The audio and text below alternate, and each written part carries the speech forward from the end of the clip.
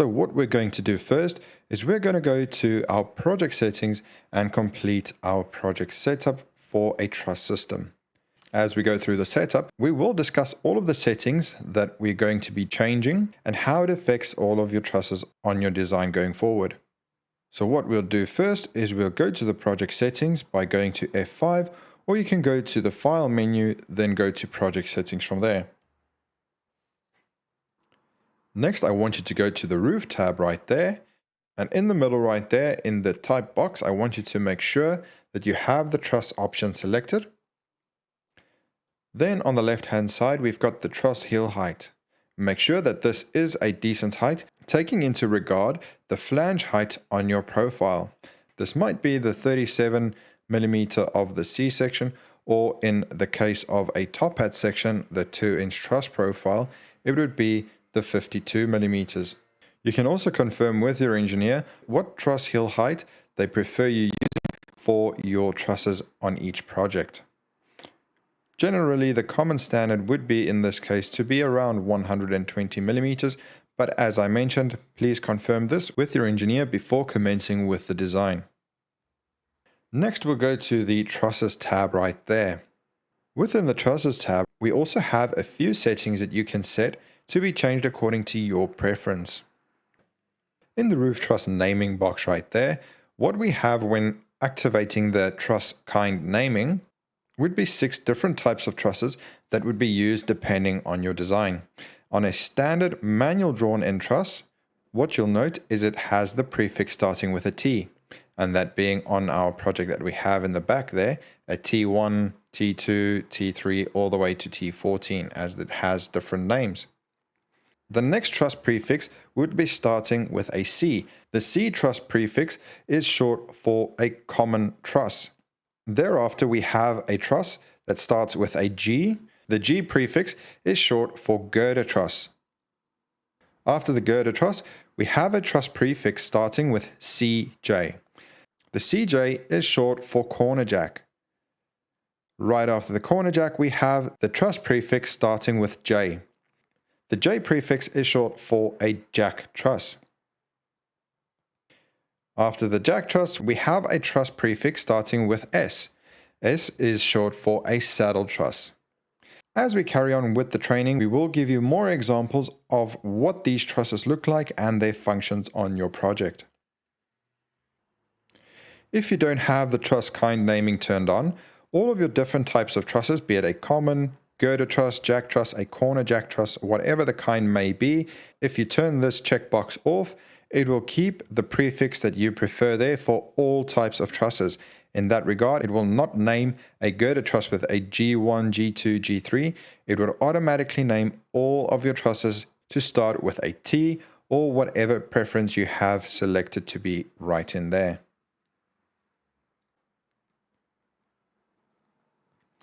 In the next box, we are looking at the identical trusses. What you want to make sure of is to have the unique name selected when starting out your project. When you're completely done with engineering and the design of your project, it's ready for sign-off and manufacturing stage, then and only then I would suggest to change this option to have the same name right there. When it has the same name selected, all the trusses with exactly the same properties, being span, pitch, profile, and steel thickness, it will keep all of those trusses with the exact same prefix. When you're done with the project and you have completed the engineering side and you're ready for sign-off and starting the manufacturing process, and you can also have the only report identical trusses from the selection box checked right there. At the bottom of the trusses tab, we have some more settings that we need to have a look at before finalizing our project settings. The centerline stud alignment checkbox right there actually controls how your wall studs conform below the bearing points of your trusses. If we turn this on and off, I will show you what happens and what the differences are when changing those options on your walls. When you have the truss align option turned on for the walls itself, we're going to have a look at the center line of this actual stud where it is being placed. As you can see, it is currently being placed with the web at the center point of your truss. When we change this option to turn it off, click OK, and we rebuild this wall, you can see it is no longer in the center. It is now off to the side, having your stud placed onto the side of your truss. Now this is up to your engineer's specification, but in our expertise, we prefer to have it turned on to provide more strength, as the load gets transferred a lot better with having the center point alignment right there. When you have the show the distance to the nearest ceiling line active, what this does is if you have a ceiling placed somewhere close to a truss right there, it will give you the option to change dimensions within your ceiling designer tab to have the dimension available to the nearest truss right there. For the snap settings within the truss tab right there, I prefer to have my first three select boxes turned off right there for reasons that I will explain to you right now. The first one we have is called Snap to Truss End.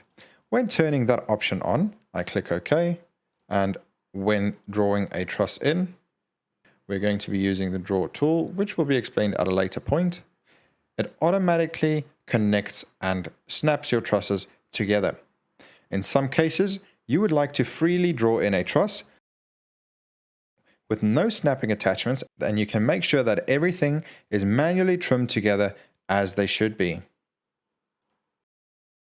The same thing goes for this snap to ceiling line as well, where it automatically snaps to a ceiling when it is drawn in. The next one is snap to roof point, where this also has the automatic snapping ability of joining your truss to the actual roof line.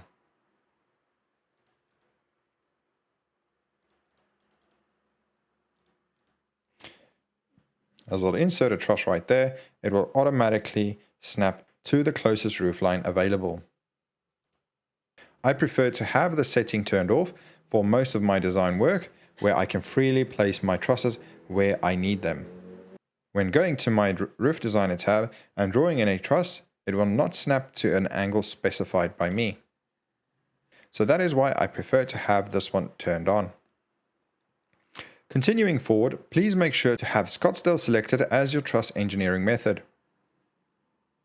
The next one within our trusses tab right there is called the SCS truss settings. Within the selection box right there, we're going to be selecting on the roof settings.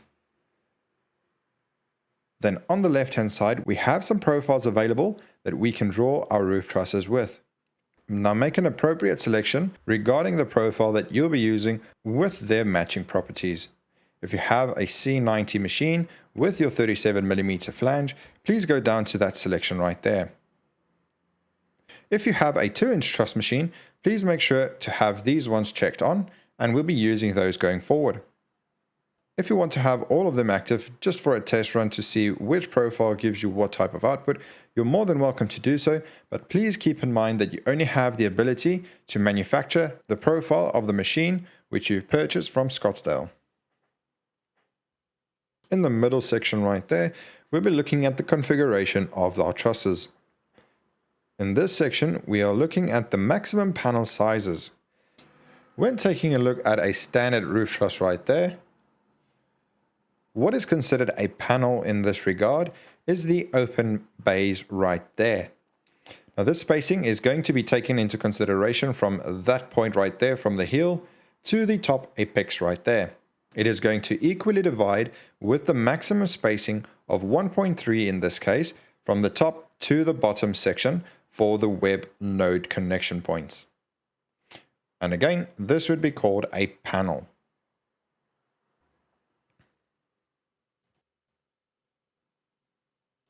We also have the ability to control the girder panel and a saddle truss panel right there. We will also be going through this at a later stage when we get to design in a saddle truss. Next, we have the default spacing for the purlins and the battens.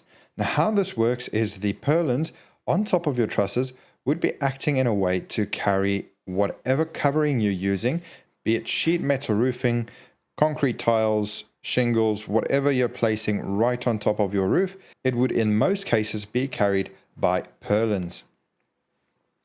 The purlins are indicated on your truss design If you have a look at this elevation view, it is indicated by those small blue rectangle markings on top of your truss.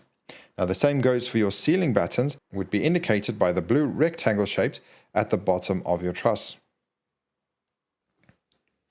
If you decide to activate the cope overhangs box right there, what this is, as you can see on this picture, what it does, it actually cuts back on the lips of your top hat section. This is not applicable if you have a C-section profile. This is only applicable for the 2-inch top hat truss profile. Where you look at the lips on the two sides, it actually cuts back on those lips, calling it the cope overhangs option, as you can see right there. When activating it with that checkbox, you can choose what length to cope on the overhangs. It will take the overhang on one of the sides or both, and it would cut back on the lips to give it just a U-section finish. Now do take in mind that it does reduce the strength of your overhangs with that profile. If you get to a point where your trusses tend to get to a large span or a high pitch, what happens is your truss gets to be quite large in a sense of the height. Now when that happens, we have the automatic function within the settings where it says the web bracing minimum web length. The braces gets added when a web section gets to be 2.5 meters or longer. You can add a distance for the second brace point right there if you need to. But what that essentially is, when we get to the point and add braces, now this is added manually. This is what we call a single brace. And when you get to double brace option, like this, that is what you'll indicate within your truss settings right there. If your web gets to be quite long in that setting, being given at 2.5 meters length, then it would automatically introduce a bracing when designing the truss out. The next setting we get to is the truss spacing. And what the truss spacing does in the default setting right there, if we click OK and close down the settings window, go to the Roof Designer tab, I'm going to select one of these trusses that I've manually inserted, giving it a default spacing from start to finish. Now, each and every one of these trusses would space evenly apart using a starting and finishing point. Now, my maximum has been set to be 900 in my settings, but you can also have a function to space out trusses using exactly 900 millimeters. Now, do keep in mind it might end up at a different position when using that function. Currently, I've just used the function to space it evenly from a start and finishing point, introducing trusses within that center at that default spacing, using that default spacing as the maximum. The indication there on minimum span is currently set to be 200 millimeters. This indication is just to say that it is not going to introduce anything smaller than 200 millimeters for a roof truss. The heel extension that we're looking at right there is when you have a truss connecting to another truss at the bottom heel section, it will introduce an increased heel height to connect one truss to another.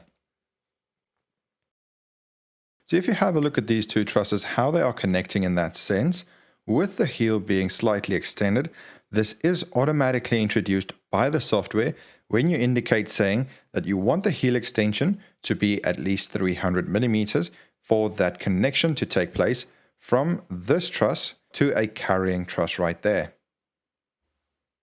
The carrying truss will also be automatically adjusted with the web configuration to allow for those uprights right there for the connecting truss. The rest of the settings will be discussed at a later stage during our truss designing tool process.